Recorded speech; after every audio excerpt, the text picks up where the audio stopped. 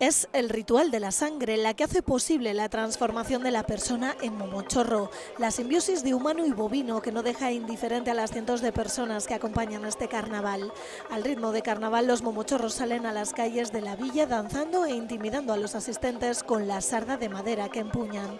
Detrás de ellos, una variopinta comitiva en la que destacan las Orguiñac, las encargadas de este aquelarre.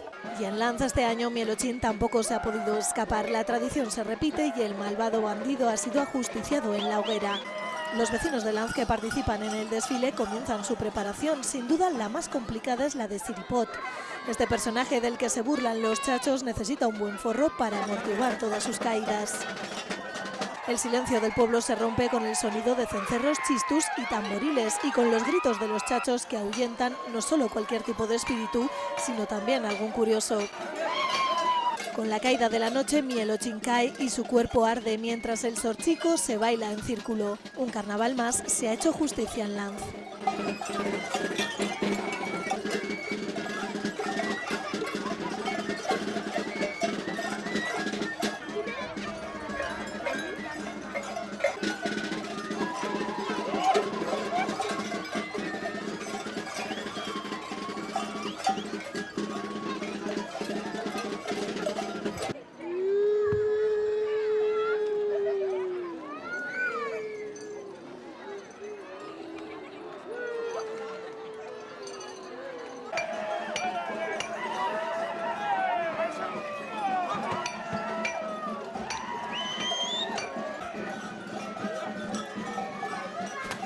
¡Ahí va, ahí va!